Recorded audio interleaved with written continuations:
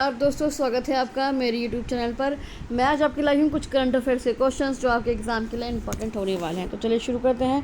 पहला क्वेश्चन है आपका पहला क्वेश्चन है जो जनगणना होगी जो आपकी 2026 में थोड़ी बहुत शुरू हो चुकी है, 2027 के संबंध में सही कथनों का आपको चयन करना है। यह भारत की पहली पूर्णतः डिजिटल जनगणना होगी। प्रगति और विकास इसके शुभंकर हैं या फिर इससे द्वारा विकसित किया गया है। तो आपका आंसर है 1 और 2। यह भारत की पहली पूर्णतः डिजिटल जनगणना होगी। यहाँ पर कागज़ के बजाय मोबाइल ऐप और एक स्वगणना पोर्टल का उपयोग किया जाएगा। वर्तमान में भारत सरकार ने आपका प्रगति और विकास इसके दो नाम विकसित किए हैं। नेक्स्ट क्वेश्चन आता है, तमिलनाडु ने अपना पहला डार्क स्काई पार्क कहाँ स्थापित किया?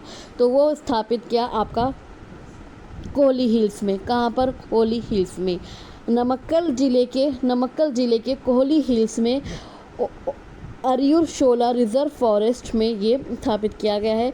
इस पार्क को खगोल पर्यटन, एस्ट्रो टूरिज्म को बढ़ावा देने और प्रकाश प्रदूषण से प्राकृतिक रात्रि आकाश की रक्षा करने के लिए स्थापित किया गया है। ये पार्क कितने करोड़ रुपए की लागत में बना है? 1 करोड़ रुपए की लागत में बने इस पार्क में 3 आधुनिक दूरबीनें और सौर ऊर्जा की सुविधा उपलब्ध है। नेक्स्ट क्वेश्चन आता है आपका, माई कास्ट इज ह्यूमैनिटी नारे के साथ किस गांव ने स्वयं को कास्ट फ्री विलेज घोषित किया? ये हमारी कोई कास्ट नहीं है, कास्ट फ्री विलेज है। हमारा जो विलेज है वो कास्ट फ्री है।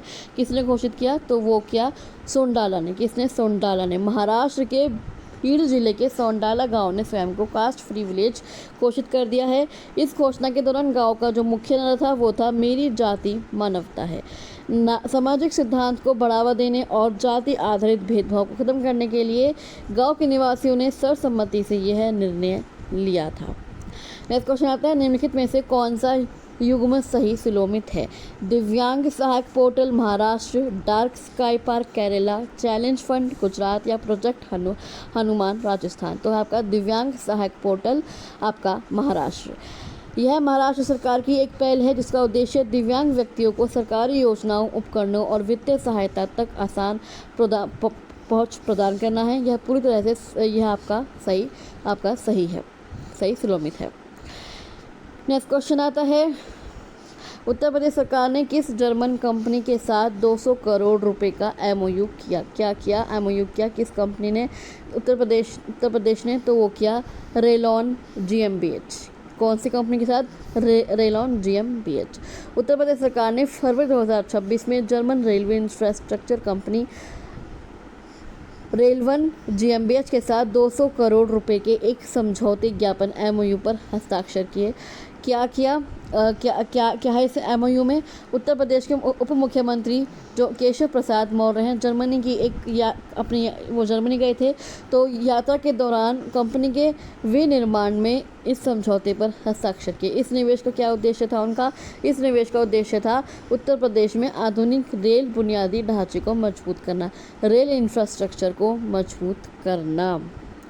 नेक्स्ट क्वेश्चन आता है, वाराणसी ने गिनीज वर्ल्ड रिकॉर्ड किस क्षेत्र में बनाया? किस क्षेत्र में बनाया वाराणसी ने गिनीज वर्ल्ड रिकॉर्ड? तो वो बनाया आपका ट्री प्लांटेशन में। किसमें? ट्री प्लांटेशन में, वृक्षारोपण में। वाराणसी ने जुलाई 2024 में एक पेड़ माँ के नाम अभियान के तहत एक महत्वपूर्ण गिनीज रिकॉर्ड बनाया। वाराणसी में एक ही दिन में 77,000 77,000 से अधिक पौधे लगाकर सबसे अधिक संख्या में पौधे रोपने का विश्व रिकॉर्ड बनाया गया।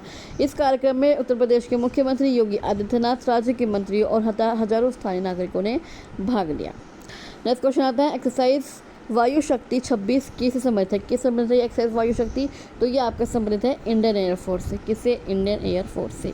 अभ्यास वायु शक्ति 2026 भारतीय वायुसेना का एक प्रमुख त्रिवार्षिक अभ्यास है। हर तीन साल में होता है ये वायु शक्ति अभ्यास। यह अभ्यास आमतौर पर राजस्थान के जैसलमेर के पास पोखरण रेंज में आयोजित किया जाता है। कहाँ पर होता है ये? राजस्थान के जैसलमेर के पास। इस अभ्यास का उद्देश्य भारतीय वायुसेना की मारक क्षमता को सटीक प्रहार करने की क्षमता का प्रदर्शन करना है। इसमें दिन और रात दोनों समय में लक्ष्यों को नष्ट करने का अभ्यास किया जाता है कि चाहे दिन हो चाहे रात हो, आपको लक्ष्य अपना भेदना है। नेक्स्ट क्वेश्चन आता है, नेक्स्ट क्वेश्चन आते हैं, विशवर्ड्स के संबंध में कौन सा कथन सही है? किसके? विशवर्ड्स के संदर्भ में। तो ये आपका संदर्भ, तो आपका कथन है, इसका परीक्षण चांदीपुर में हुआ था। कहाँ हुआ था? चांदीपुर में। अब विशवर्ड्स की क्या है फुल फॉर्म आपकी? Very short range air defence system. क्या है? Very short range air defence system. यह डीआरडीओ द्वारा हैदराबाद द्वारा विकसित की गई है। यह man portable air defence system, जिसे सैनिक आसानी से अपने कंधे पर उठाकर दाग सकते हैं। यह एक कम दूरी की वायु रक्षा प्रणाली है, जिसे कम ऊंचाई पर उड़ने वाले विमानों, हेलीकॉप्टरों और ड्रोन को नष्ट करने के लिए डिज़ाइन किया गया है। नेक्स्ट, यह अत्यधिक पोर्टेबल है और इसे कठिन भौगोलिक परिस्थितियों में तैनात किया जा सकता है। नेक्स्ट क्वेश्चन आते हैं, आईएनएस अंजादीप किस प्रकार का तोप है? किस प्रकार का ये आईएनएस अंजादीप? तो ये आपका है anti submarine warfare shallow water craft. क्या है? Anti submarine warfare shallow water craft, INS Anjadip. INS Anjadip भारतीय नौसेना के लिए विकसित की जा रही एक अत्याधुनिक युद्ध तोप श्रेणी का हिस्सा है। यह आपका anti submarine warfare shallow watercraft project का तीसरा जहाज है। इसे garden rich ship builders and engineers Kolkata द्वारा लार्सन एंड टुब्रो के सहयोग से बनाया गया है। क्या है इसकी भूमिका? तटीय जल में पनडुब्बी रोधी अभियानों को अंजाम देना, खदान बिछाने के कार्यों में सहायता करना। नेक्स्ट क्वेश्चन आता है, आरबीआई और बैंक ऑफ जापान के बीच बायलैटरल स्वैप अरेंजमेंट कितने अरब डॉलर का है? कितना डॉलर का है ये आपका स्वैप अरेंजमेंट? तो ये आपका 75 बिलियन डॉलर। कितना है? 75 बिलियन डॉलर। भारतीय रिजर्व बैंक और बैंक ऑफ जापान के बीच द्विपक्षीय स्वैप व्यवस्था बायलैटरल स्वैप अरेंजमेंट की कुल राशि आपकी 75 अरब डॉलर है।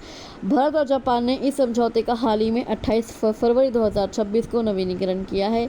यह एक दो तरफा व्यवस्था है जिसके तहत दोनों देश अपनी स्थानीय मुद्राओं रुपया या येन के बदले अमेरिकी डॉलर प्राप्त कर सकते हैं। नेक्स्ट क्वेश्चन आता है, सेबी द्वारा लॉन्च एआई प्रणाली सुदर्शन का उद्देश्य क्या है? क्या है सुदर्शन का उद्देश्य जो सेबी द्वारा लॉन्च है? इसका उद्देश्य है आपका मिसलीडिंग इन्फ्लुएंसर पोस्ट हटाना। क्या? मिसलीडिंग इन्फ्लुएंसर पोस्ट हटाना। सेबी ने सुदर्शन नामक एक उन्नत एआई संचालित प्रणाली लॉन्च की है, जिसका मुख्य उद्देश्य सोशल मीडिया पर गलत सूचना और अपंजीकृत सलाहकारों पर नकेल कसना है।